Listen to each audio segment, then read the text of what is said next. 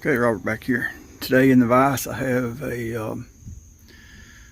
old Kamplite. Not in the best shape in the world, but it's really not in that bad of shape. I mean, it's going to have character. But hey, let's get started.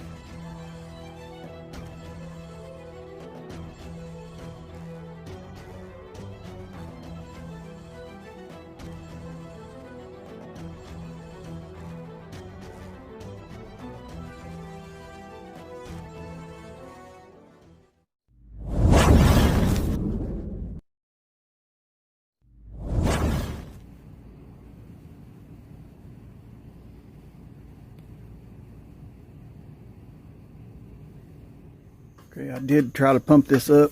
Seems like the pump's working good, so should have good pump leather in it. But the air is leaking straight back out the fuel cap. So first things first, let's go ahead and see if we can get rid of that problem. Start by seeing if we can remove that screw, which is going to be no problem. Coming right out, it's not sticking like they sometimes do. There's a little cup down here I'm going to put my parts in. There's the culprit. Pretty sure that the my gaskets are going to fit that I use on my Coleman.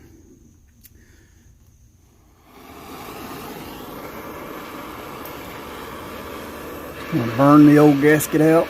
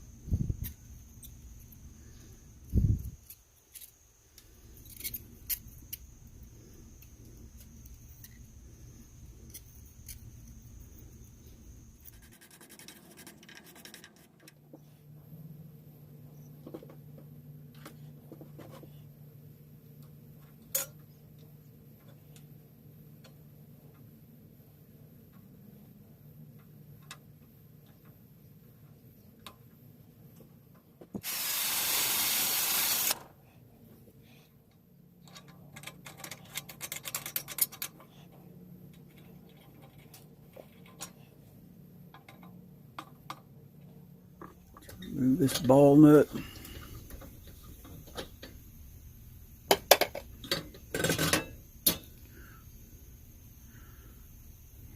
Look at that vent. Boy, that's pretty. Only got 2 chips in it. Really not bad. Really good condition for its age.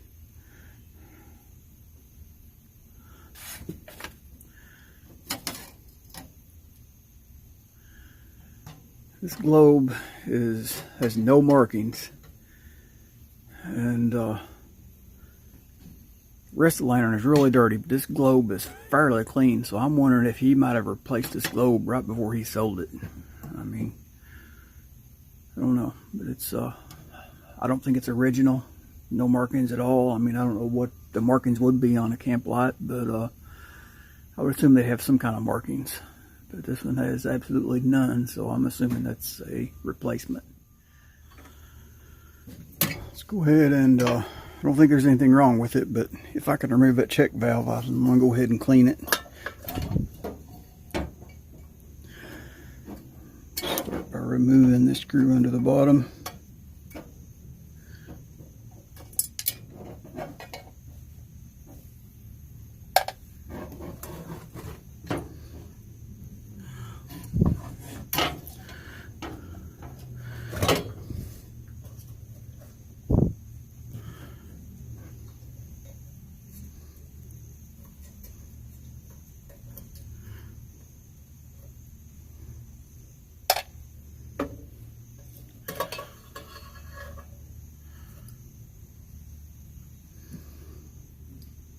Unlike the Coleman, these don't have the hollow pump stem. It's solid with a kind of like a little key in the end to open and close the check valve.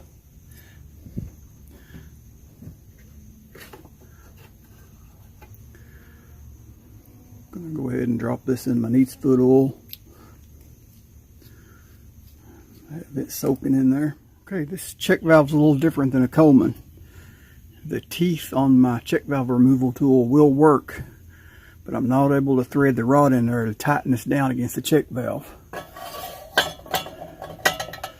So I'm just going to try my luck.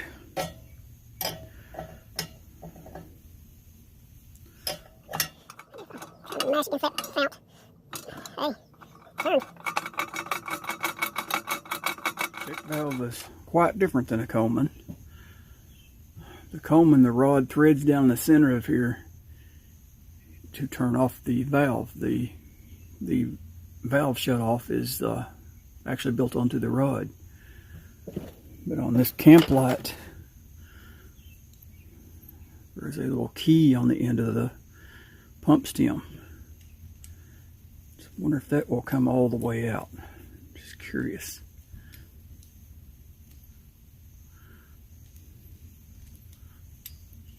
I think so. So this is a two-piece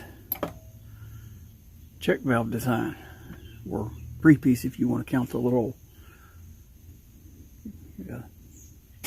there's a little pin that shuts off, can shut your airflow off. And then you got the little bearing in there just like in the Coleman one. Sounds free, and I know it was pumping, but I'd like to clean it.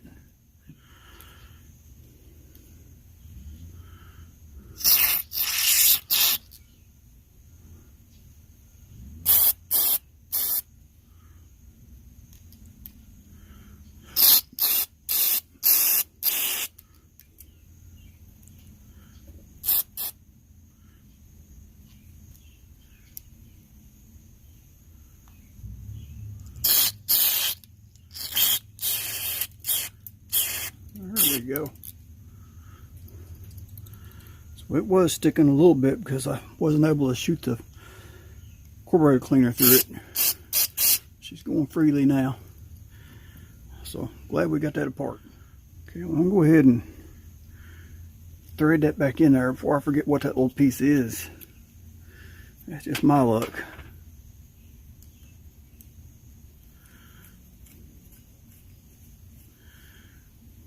Close that back off. Now comes the fun part. Let's see if we can get that back in there without that rod. I usually use the rod to guide it. Yeah, I got lucky. It looks like it might have fell right in place. Yeah, that probably never happened twice. Figured it'd fall in there sideways.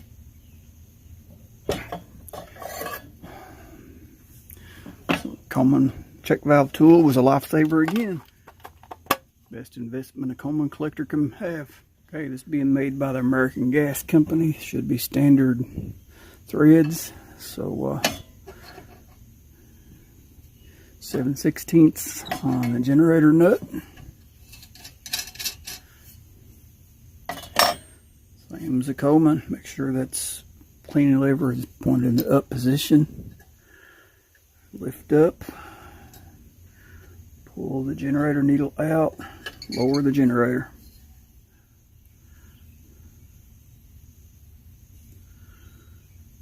A little carbon builds up, but needle's still intact. Never seen one crimped like that. I think I've got another AGM lantern up there that crimped. I'm not going to be able to get the insides out. Maybe that's why they've done that, keep you from rebuilding them. All right, next step, let's remove that nut holding the burner cage on.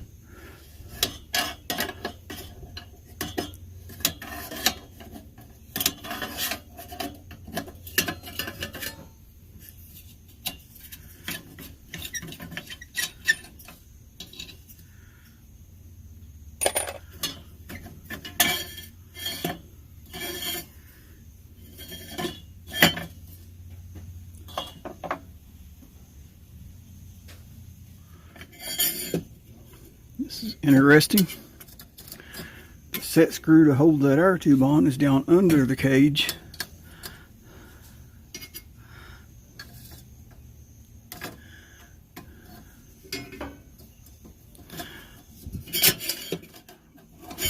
Able to get a hold of it or not. Yeah, surprise. Pretty good angle, but it's turning.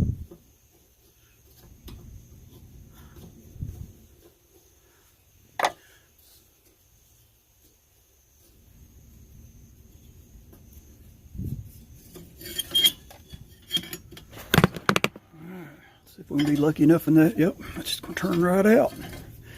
Didn't have to heat it.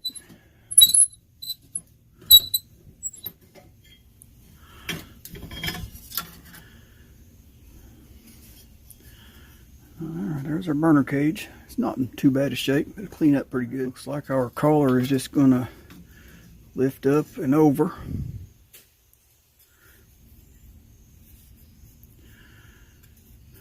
A little bit of rust on it, but like I said, she's going to have some character. Okay,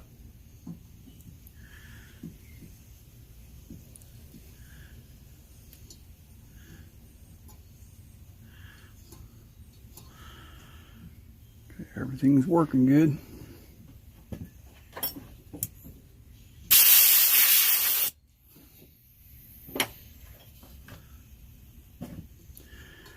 This definitely needs a vinegar bath.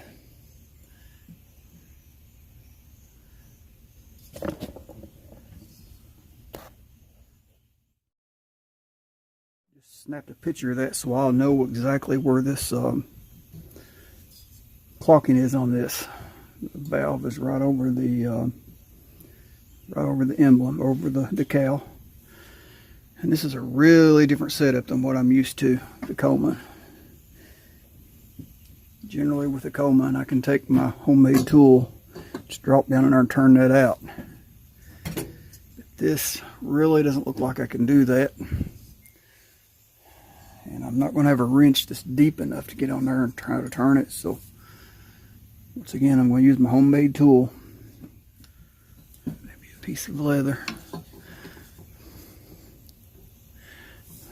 think we can get it on there maybe. Try it without heating it. Hey, look there. Doggies, that's going to do the trick.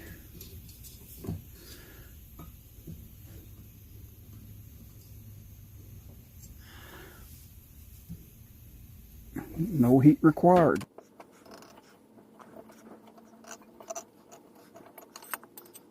This is still good over the end of the pickup tube. These looks like it's lead melted down in there to hold that in. So it looks like, I mean, it could be solder, but all one piece. Okay, wish me luck here. These old steel burner tubes, they look rusty. So I don't know how easy they're going to come out or if I can get them out.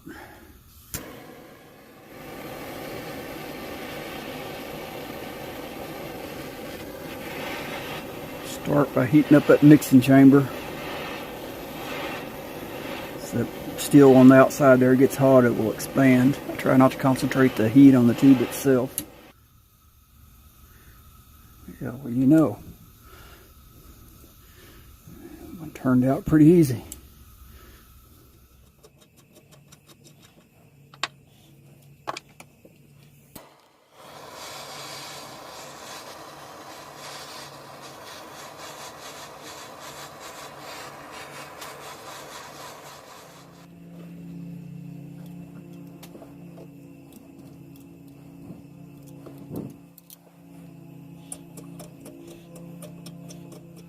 See right down in there,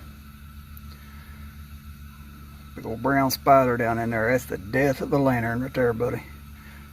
They'll stop these air tubes up with their webs and spider sacks, and that's all it takes right there is to cut off enough airflow that it's going to make your lantern flood. Well, I thought I was recording and I wasn't, but I ran my spring through here and it came out turned around and came up this other side and pushed out a big old spider sack in there. And that would have been the death of the lantern. If I hadn't found that, it would not have burnt. I mean, it would have flooded itself to death.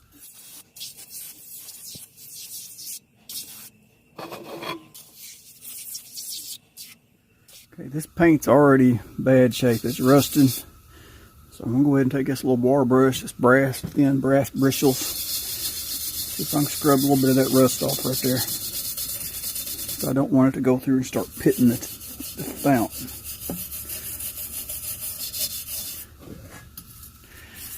Yeah, it's going to worsen more of the paint off. The paint's already in rough shape.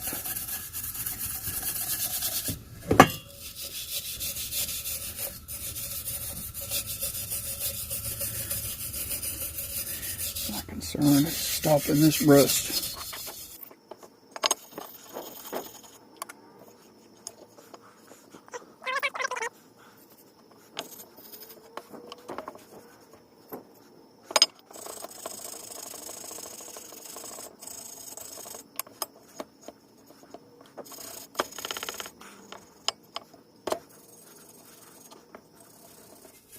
Try not to hit that label. There's no rust around the label. I'm just getting that bottom rim.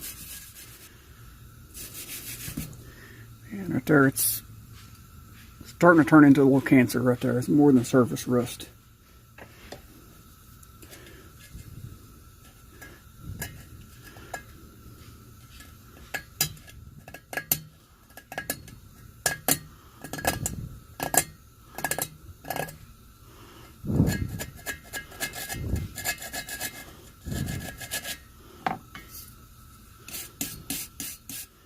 I'll do a little hunting. Since that rust is so bad around that bottom rim, if I knew I could find another decal like that, I might be able to get a decal. If I can order a decal, I might go ahead and strip this completely down and put a fresh coat of paint on it. I mean, because that vent's pretty good shape and the cage is pretty good shape.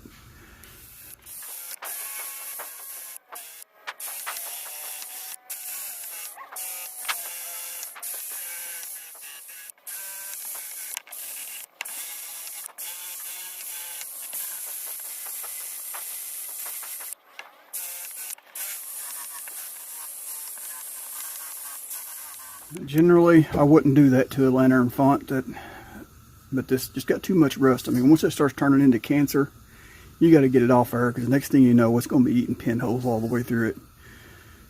So, she's not going to be the prettiest in the world, but she's going to run. And like I said, if I can find another decal, I may strip it completely down, put a little glazing and spot putty in these pits, and I can make it look new again, semi-new. But it's never going to look perfect, because I mean, it is a very old lantern. Okay, as bad as I hated to, I had to go ahead and take that wire wheel and go all the way around that bottom rim. You can see the serious pitting in there. I hated to, and even up in here, left some of it. But if I didn't stop that now, where it was already turned to cancer, I mean, it wouldn't have lasted another 6 or 8 months, and it'd have pinholes ate in it, and then I'd have a useless fount. So, like I said, it's going to have character, and I'll try to see about getting a new decal, and if I can, I'll completely redo this. I'll use a sandable primer and build up that pitting, or glazing spot putty, and we can make her look a lot better. But for now, she's just going to have character. A little wax on that will prevent the rust, so prevent it from coming back. Okay, I got this valve assembly out of the vinegar bath. Just going to clean it up a little bit.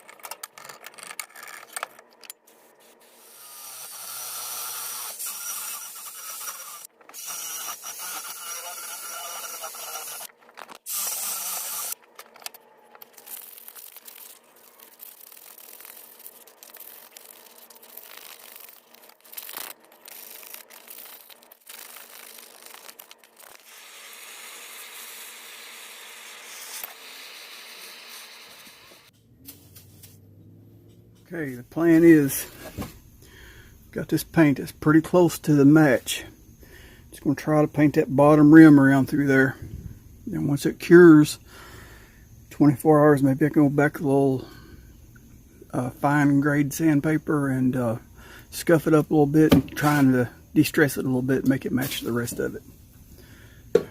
Wish me luck.